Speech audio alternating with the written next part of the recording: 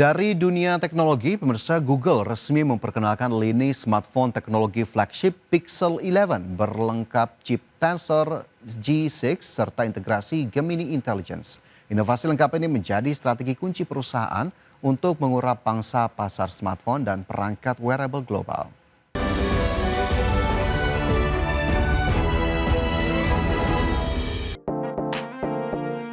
Google resmi meluncurkan lini smartphone flagship terbaru Pixel 11 pada acara Made by Google.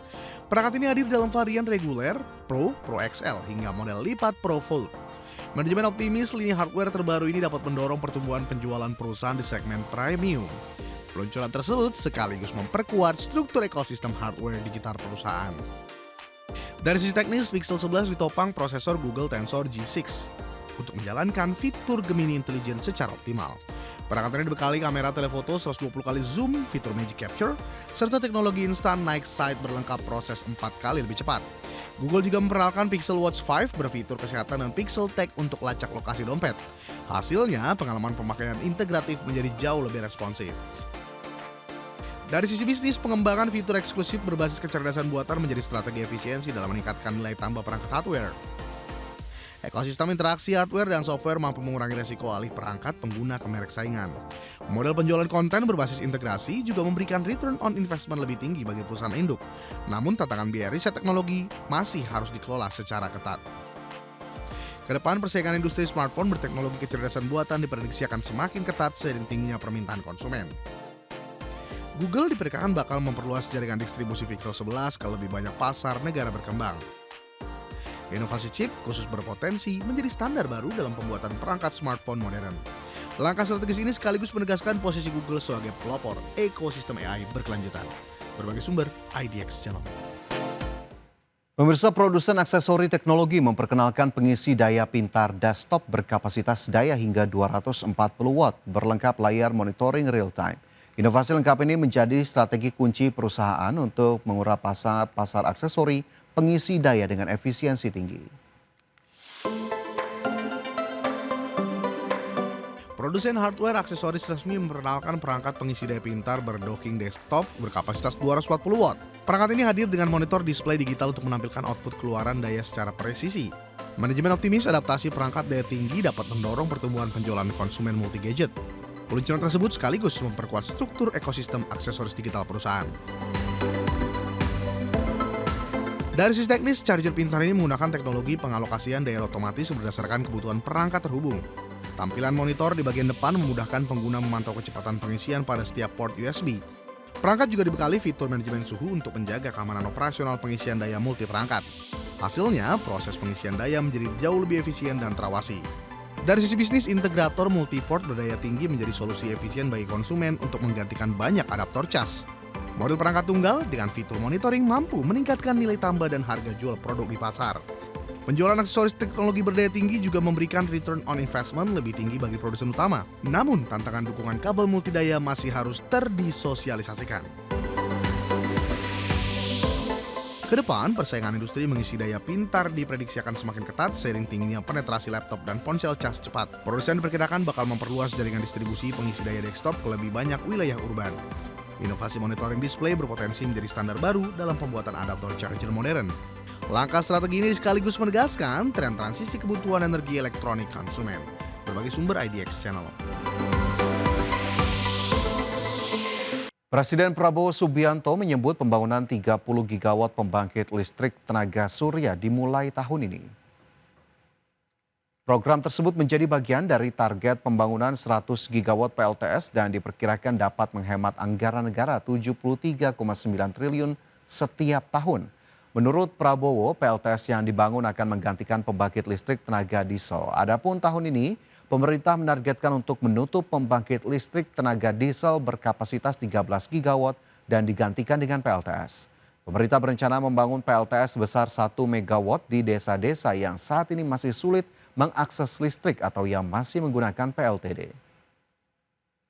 Idealnya setiap desa bisa memiliki PLTS 1 megawatt. Ini ideal.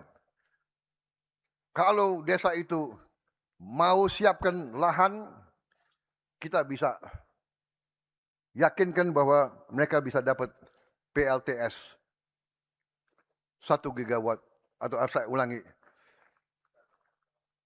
1 megawatt satu desa. Saudara-saudara sekalian, Menko Perekonomian telah menghitung dengan PLTS 100 gigawatt, negara akan menghemat setidaknya 73,9 triliun rupiah setiap tahun dari penurunan biaya pokok produksi listrik kita. Belum lagi kalau kita tidak import BBM dari luar negeri lagi. Dengan 100 gigawatt, kebutuhan impor kita akan jauh berkurang dan kita bisa menghemat sangat banyak devisa. Institute for Essential Services Reform atau IESR menilai target pembangunan pembangkit listrik tenaga surya berkapasitas 100 gigawatt dicanangkan Presiden Prabowo Subianto perlu diikuti dengan peta jalan dan kesiapan implementasi yang jelas.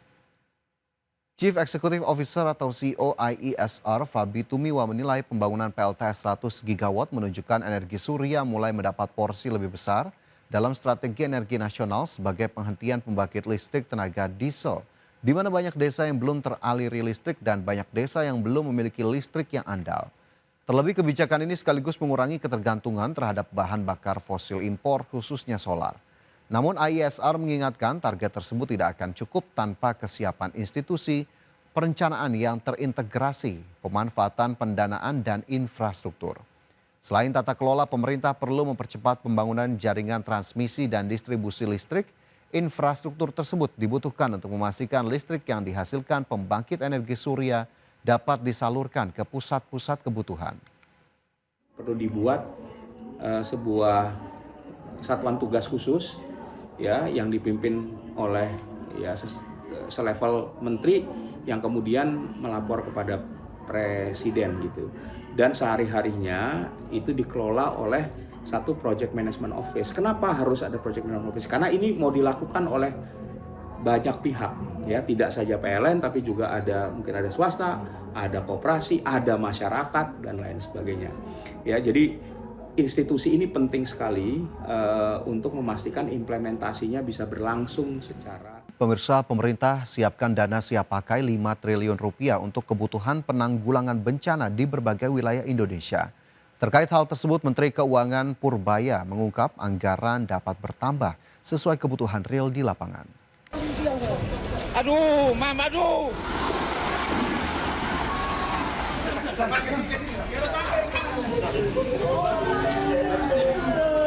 Menteri Keuangan RI Purbaya Yudi Sadewa siapkan anggaran untuk kebutuhan penanganan bencana gempa di Nusa Tenggara Timur. Purbaya menyebut anggaran itu ada di Badan Nasional Penanggulangan Bencana sekitar 5 triliun rupiah.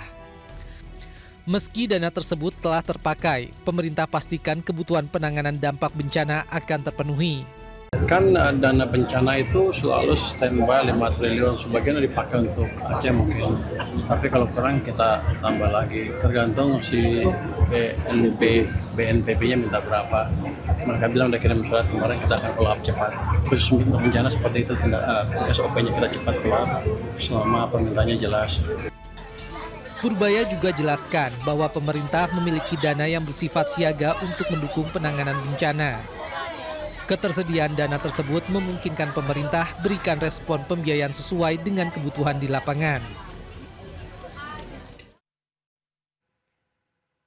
Pemerintah mulai siapkan langkah pemulihan hunian bagi korban gempa Nusa Tenggara Timur. Meski masih dalam masa tanggap darurat bencana, rencananya pemerintah segera membangun hunian tetap.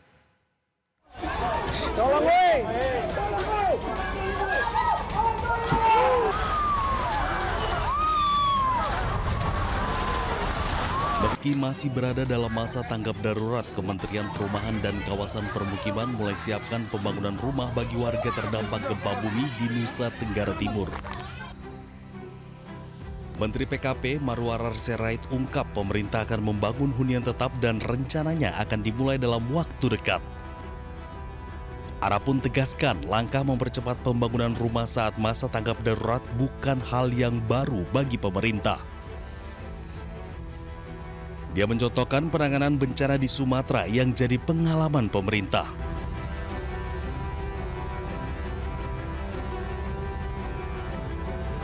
Sementara itu, Marwarar juga sebut pihaknya telah melakukan rapat koordinasi dengan sejumlah kementerian dan lembaga untuk membahas pembangunan Huntap tersebut. Tak hanya itu, pihaknya juga sudah lakukan rapat internal bersama balai-balai di daerah beserta Gubernur NTT Emmanuel Melkiades Lakalena.